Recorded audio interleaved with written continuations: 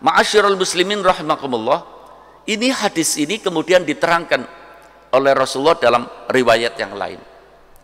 Man aroda an yanduro, barang siapa yang menghendaki bagaimana sih kedudukan saya di sisi Allah. Orang beriman itu harus tanya, saya itu di sisi Allah gimana ya? Apa sebaik-baik hamba?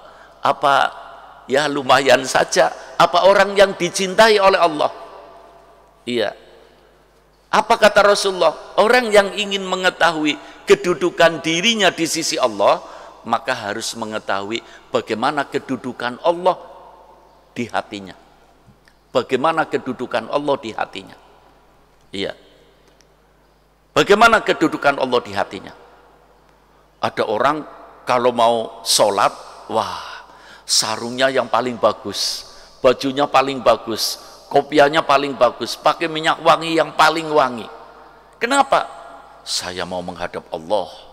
Itu artinya Allah di dalam hatinya begitu, menghormati. Orang yang seperti ini, Allah, ini orang yang akan dimuliakan dunia akhirat. Ma'asyiral muslimin rahimakumullah, antum hampir semua kenal ya dengan guru saya, Profesor Dr. Sayyid Muhammad Alawi Al-Maliki rahimahullah rahmatal abror.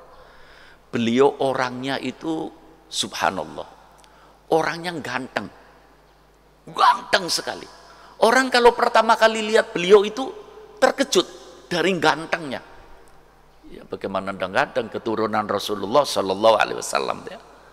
Sudah ganteng, ya, ilmunya luar biasa, kaya raya.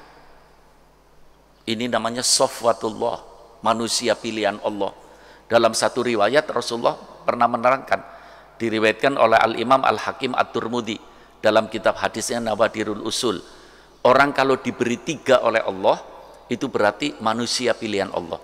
Diberi wajah yang ganteng, diberi ilmu yang manfaat, diberi harta yang banyak. Min sofwatillah, itu adalah orang pilihan Allah. Mudah-mudahan termasuk kita semua. Ya, ma'asyiral muslimin rahimakumullah. Loh, ini ya, beliau ini luar biasa. Sudah kaya raya dan orangnya dermawan. Orangnya dermawan. Ini saya cerita ini karena tadi ya, mengomentari apa yang disampaikan oleh Nabi kita Muhammad SAW, 3 orang ini. Beliau itu Allah, sudah orang yang ganteng, ilmunya luar biasa, pakaiannya luar biasa, pakai imamah yang bagus, pakai baju yang bagus, pakai jubah yang bagus.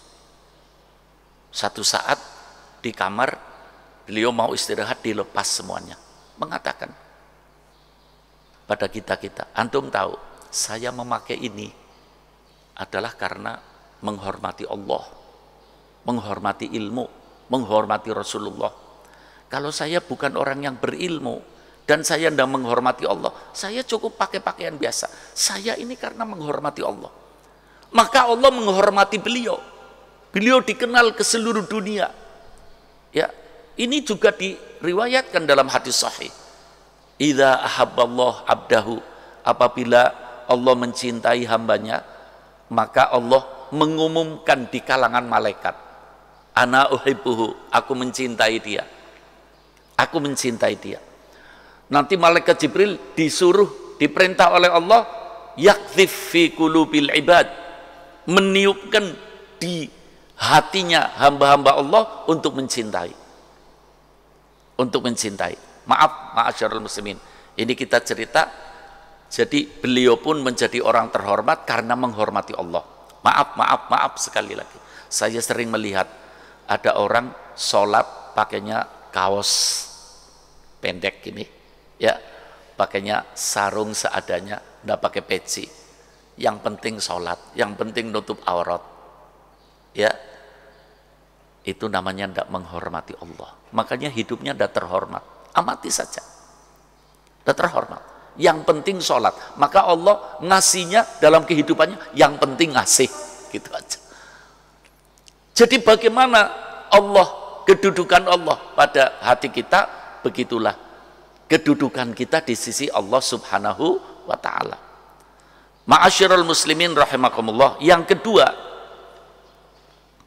Rasulullah SAW mengatakan, bi'sal abdun takhayyala wahtala wa nasiyal kabirul muta'al. Seburuk-buruk hamba Allah adalah orang yang sombong lagi durhaka. Sombong dan durhaka. Lagi-lagi diembel-embeli oleh Rasulullah, yang lupa kepada Allah yang maha luhur dan maha tinggi. Ini embel-embelnya lupa kepada Allah. Orang sombong karena lupa kepada Allah. Orang durhaka karena lupa kepada Allah. Makanya betul-betul zikir itu multi ganda manfaat. Zikir, ya, dengan kita berzikir itu sifat-sifat sombong akan hilang, sifat-sifat durhaka akan hilang. Itu sudah menjadi efek positif dari zikrullah. Orang yang selalu berzikir, sifat-sifat begini akan hilang. Ma'asyiral muslimin rahimakumullah, bicara tentang sombong dan durhaka. Ini ngomong durhaka, apalagi durhaka sama orang tua. Rasulullah sendiri pernah mengatakan bahwa seluruh dosa itu siksaannya di akhirat, kecuali durhaka kepada orang tua. Di dunia akan disiksa, apalagi di akhirat. Kalau tidak bertobat. Kalau tidak bertobat. Makanya dari awal pembicaraan tadi saya menyampaikan, sengaja saya menyampaikan hal-hal ini mumpung di bulan tobat, mumpung di bulan maghfirah. Iya. Sombong, kita amati. Sejarah manusia yang paling otentik adalah Al-Quran. Kita baca Al-Quran, Allah cerita tentang orang-orang sombong, semuanya hancur. Tidak ada orang sombong jaya sampai hari kiamat. Tidak ada orang sombong jaya sampai hari kiamat. Seluruh orang sombong pasti hancur. Seluruh orang sombong pasti hancur. Lihat orang yang paling perkasa, paling kaya, ya, orang paling perkasa, paling kaya. Orang paling perkasa, paling kaya di dunia ini adalah Fir'aun. Tapi Fir'aun sombong. Akibatnya bagaimana? Akibatnya dihancurkan oleh Allah subhanahu wa ta'ala. Hancur itu Fir'aun, tenggelam di lautan bersama tentaranya yang dibanggakan. Hancur. Namrud hancur, Qorun hancur, Haman hancur. Renungi ini supaya jangan ada sifat sombong di hati kita. Kalau ada sifat sombong, hilangkan. Mumpung teringat para hadirin, ini ada sejarah yang masyhur. Dulu di Baghdad ada seorang suami istri yang diberi oleh Allah harta yang luar biasa, kaya raya. Anaknya juga banyak. Suaminya punya sifat sombong, istrinya punya sifat tawadhu, sahi, dermawan. Tapi suaminya sombong dan congkak. Iya, sebab di antara faktor-faktor yang menimbulkan sombong itu antara lain ilmu. Ilmu itu luar biasa para hadirin. Ya, ma'asyiral muslimin. Orang punya ilmu itu didoakan oleh seluruh alam. Hattal khitan, ya, apa namanya, ikan di lautan mendoakan orang yang punya ilmu. Tapi ingat, orang yang punya ilmu digunakan untuk yang, ya, masalah keduniaan, masalah manfaat pribadi, na'udzubillah. Manizdada ilman, kata Rasulullah, manizdada ilman walam yazdad hudan bal yazdad minallah illa bu'da. Ini hadis sahih. Orang yang tambah ilmunya tapi tambah jauh dari takutnya kepada Allah, tidak bertambah kecuali jauh dari Allah. Tambah jauh, tambah jauh, tambah jauh. Na'udzubillah min dzalik. Kembali kepada kisah suami istri ini. Karena kaya, anaknya setelah dikawinkan semuanya dibangunkan rumah satu-satu. Tinggal 2 orang ini di rumah yang mewah, suami istri, karena anaknya sudah semuanya diberi haknya masing-masing. Suami istri ini tengah malam, kira-kira jam 2 malam, ada orang gedor pintu. Tolong, beri aku makan. Aku sudah 2 hari tidak makan. Kata istrinya, ngomong sama suami, suamiku, dibuka pintunya, suruh masuk orang itu. Itu di dapur banyak makanan. Kata suaminya dengan sombong dan congkaknya mengatakan, diam istriku, aku akan usir orang itu. Orang tidak mampu untuk makan dirinya sendiri. Orang kotor, orang jelek, jangan ngotori teras kami. Dibuka pintunya, ditendang itu orang. Dengan merangkak lari, sambil nangis, ya Allah, aku belum makan, aku lapar. Istrinya nangis.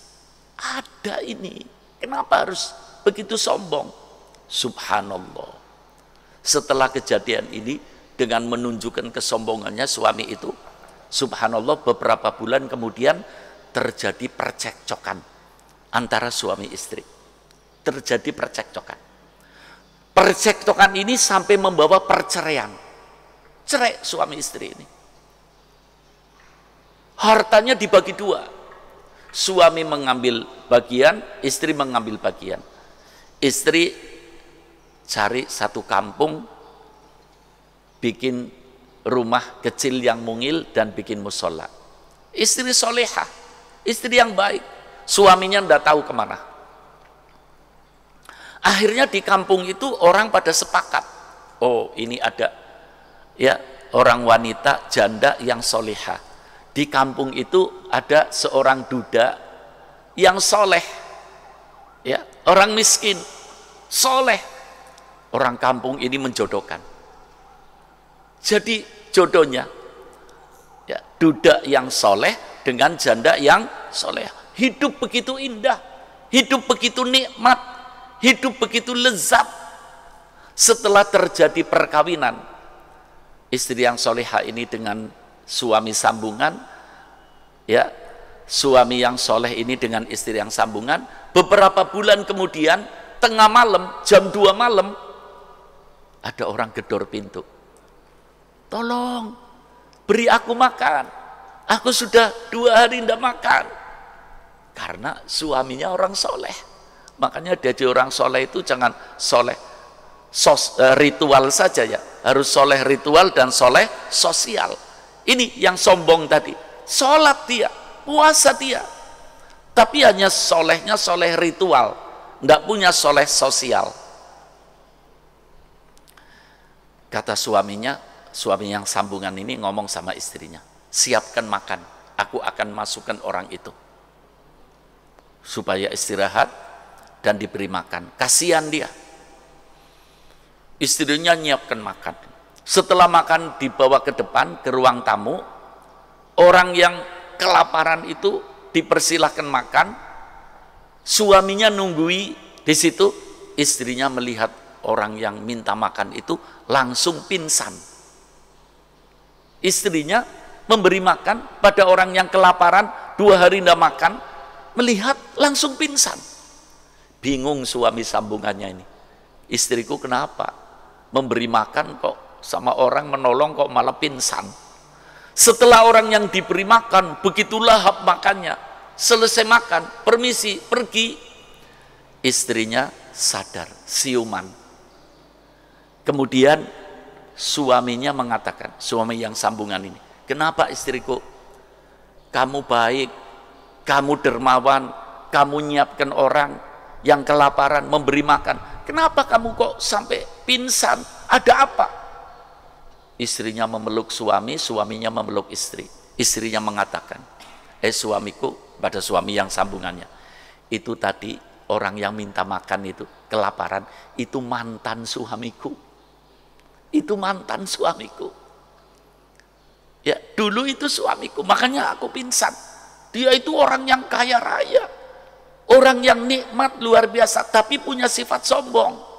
Dulu kata istrinya, dulu pernah ada orang tengah malam minta makan, ditendang sama dia, diusir sama dia. Suami sambungannya itu memeluk, istriku, orang yang ditendang sama mantan suamiku itu, mantan suamimu itu, orang yang ditendang adalah aku ini yang sekarang jadi suamimu. Allah, dulu diusir, sekarang menjadi orang yang soleh, punya rumah, punya musola, punya. Terbalik. Masyarul muslim, hidup ini harus hati-hati ya, jangan sampai lupa diri. Ini semuanya Rasulullah cerita tentang kesombongan, tentang kecongkakan, tentang kediktatoran, tentang kedurhakaan. Itu semuanya embel-embelnya adalah karena lupa kepada Allah subhanahu wa ta'ala. Asyhadu an la ilaha illallah, nastaghfirullah, nas'aluka jannata wa na'udzu bika minan nar. Asyhadu an la ilaha illallah, nastaghfirullah, nas'aluka jannata wa na'udzu bika minan nar. أشهد أن لا إله إلا الله نستغفر الله نسألك الجنة ونعوذ بك من النار اللهم إنك عفو تحب العفو فاعف عنا